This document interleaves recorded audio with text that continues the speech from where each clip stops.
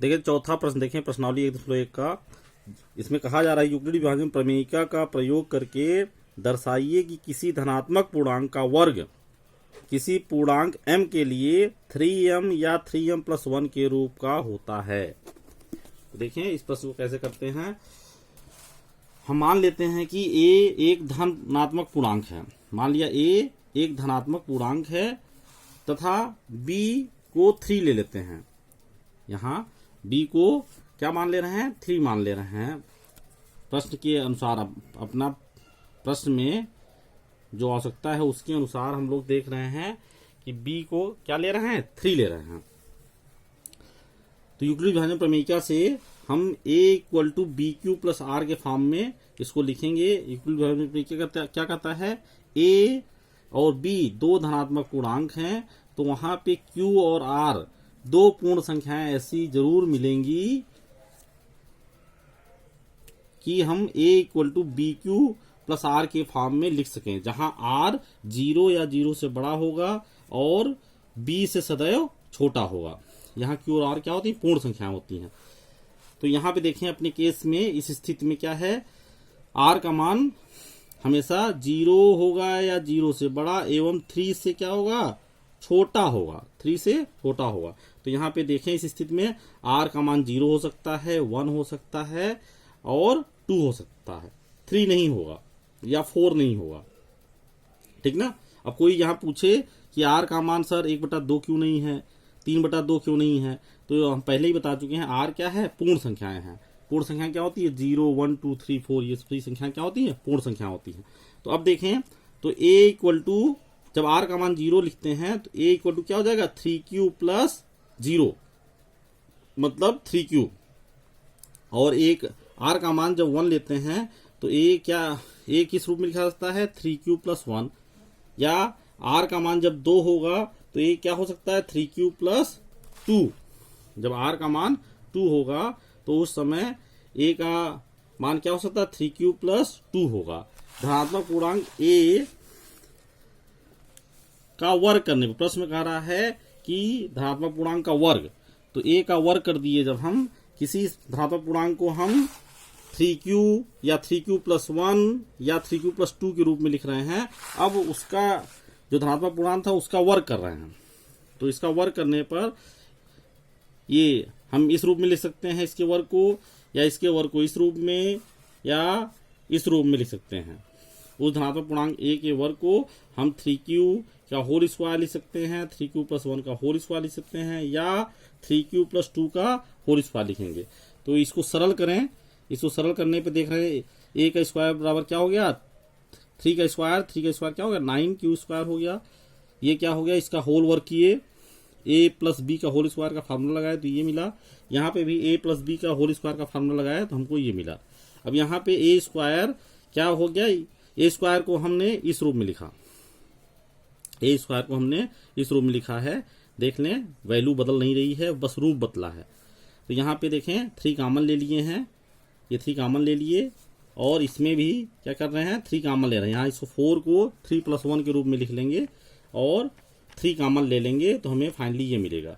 अब यहाँ पे देखें यदि हम इसको k मान लें, k1 मान लें, इसको k2 मान लें, इसको k3 मान लें तो इस रूप में लिखा जाएगा।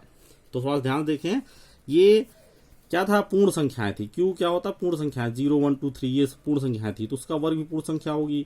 3 से गुणा करने के बाद जो मिलेगा वो भी क्या होगी, पूर्ण संख्या होगी। तो यहाँ k1 k2 k3 क्या है, पूर्ण संख्याएं हैं, ठीक ना।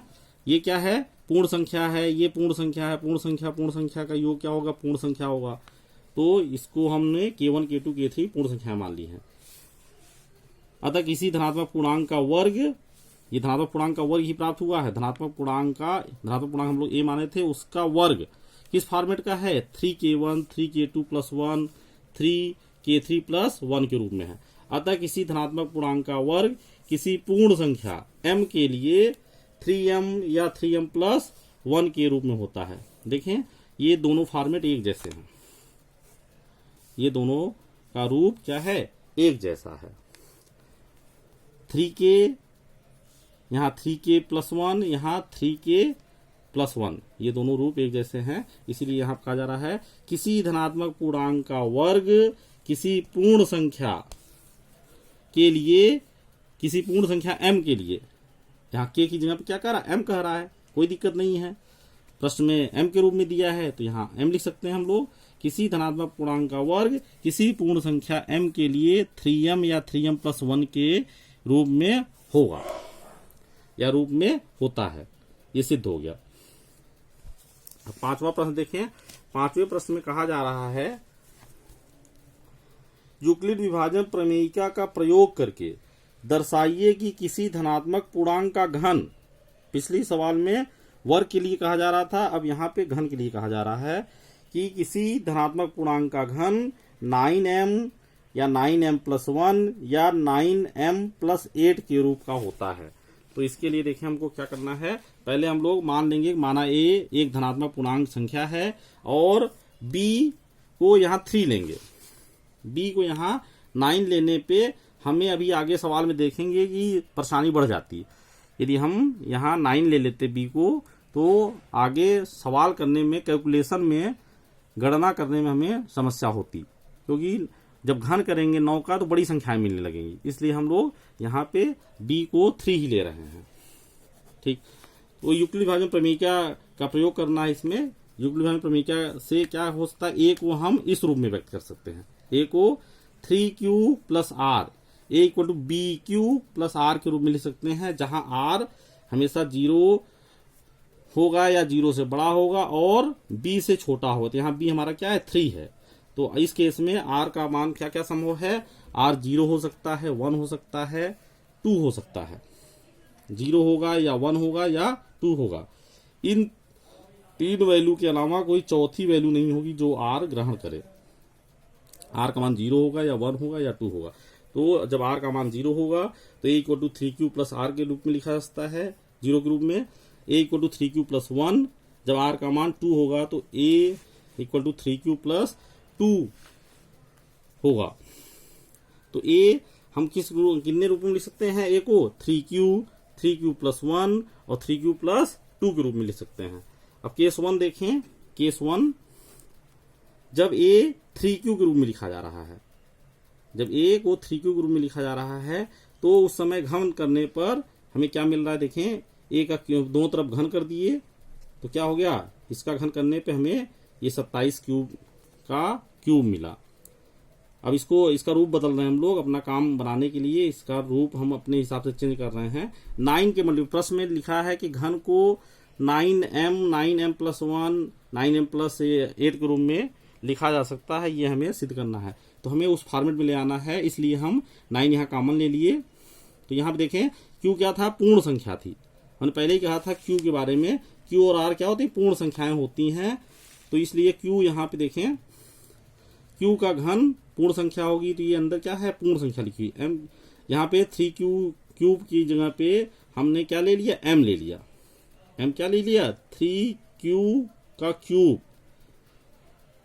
ये क्या है, पूर्ण संख्या है, तो m क्या है, एक पूर्ण संख्या है यहाँ पे, ठीक है ना। a क्यूब को किस रूप में लिखा गया, a क्यूब को 9m के रूप में लिखा गया। अब दूसरे केस में देखें, दूसरा केस क्या कह रहा है, जब a = 3q + 1 के रूप में लिखा जाए, मतलब r का मान जब 1 हो तो उस समय a क्या होगा, 3q + 1 होगा। दोनों तरफ घन करने पर हमको दो तरफ घन कर दिए तो a का क्यूब, a + b का होल क्यूब का फार्मूला रखना है, a + b का होल क्यूब का फार्मूला, a का क्यूब + b का क्यूब + 3ab कोष्ठक में a + b। इसको सरल करने पर हम लोग देख रहे हैं कि ये क्या आ रहा है, 27q का क्यूब आ रहा है +1, ये 3 त्रिका 9, 9 त्रिक 27 और क्यूब का गुणा क्यूब में q², फिर इसका गुणा अंदर हुआ 9q। यहाँ देख रहे हैं 9 यहाँ कॉमन दिख रहा है, यहाँ दिख रहा है, यहाँ दिख रहा है, तीनों में 9 कॉमन ले लिए, जो बचा ब्रैकेट में लिख लिए और ये 1 बाद में बचा रह गया शेष, तो इसको 1 को यहाँ लास्ट में लिख रहे हैं। अब देखें q पूर्ण संख्या थी तो ये पूर्ण संख्या है, ये भी पूर्ण संख्या, ये भी पूर्ण संख्या, इनका योग क्या हो गया, पूर्ण संख्या हो गई। तो a क्यूब को हम 3m+1 के रूप में लिखना, सॉरी 9, 3 नहीं 9, ये 9 था 9, और इसको हम यदि m मान लें, m क्या है, पूर्ण संख्या मान लें, ये एक पूर्ण संख्या है, इसको हम m मान लें तो ये क्यूब किस रूप में लिखा गया, 9m प्लस 9m, इसको m मान रहे हैं, m क्या है, पूर्ण संख्या है, 9m प्लस 1 के रूप में। जहां m एक पूर्ण संख्या है था, m का मान ये है, इसकी जगह पे हमने m लिख दिया, इसकी जगह पे हमने m लिख दिया यहाँ पे, और m क्या है, पूर्ण संख्या है, ठीक है ना। तो a क्यूब को इस रूप में लिखा जा सकता है। तीसरा केस देखें, जब a का मान 3q प्लस 2 है, अर्थात जब r क्या है, 2 है,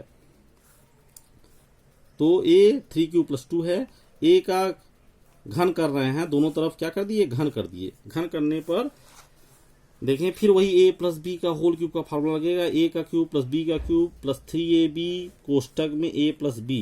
इसको सरल किए तो सरल करने पर हमें क्या मिल रहा है, देखें a क्यूब, यहां देख रहे हैं इसमें और इसमें 9 कॉमन मिल रहा है, तो 9 हमने कॉमन ले लिया, ये 8 यहां लिख दिया गया।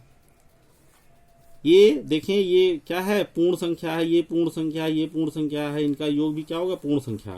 तो हमने मान लिया m एक पूर्ण संख्या है जिसका मान इतना है, इसकी जगह पे m लिख दिया गया।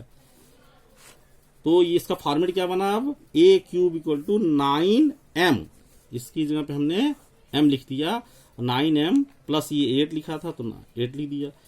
तो यहाँ m क्या है, ये है, और ये कैसी संख्या है, एक पूर्ण संख्या है। अतः किसी धनात्मक, हम कह सकते हैं, यहां से हम कह सकते हैं किसी धनात्मक पूर्णांक का घन, किसी धनात्मक पूर्णांक का घन या तो 9m के रूप में लिखा जाएगा, या 9m प्लस 1 के रूप में लिखा जाएगा, या 9m प्लस 8 के रूप में लिखा जाएगा। किसी धनात्मक पूर्णांक का वर्ग घन 9m के रूप में लिखा जाएगा, या 9m प्लस 1 के रूप में लिखा जाएगा, या 9m प्लस 8 के रूप में लिखा जाएगा। तो ये प्रश्नावली 1.1 यहाँ समाप्त हो गई। आगे की सवाल हम अगले क्लास में करेंगे। इसके जो एग्जाम्पल हैं, प्रश्नावली 1.1 के जो एग्जाम्पल्स हैं उसको जरूर पढ़ें। किताब में जो सवालें सॉल्व की गई हैं उदाहरण में, उसको अच्छी तरह से पढ़ें, और अगले चैप्टर को पढ़ने से पहले जो एग्जाम्पल हैं उसको जरूर पढ़ें। धन्यवाद।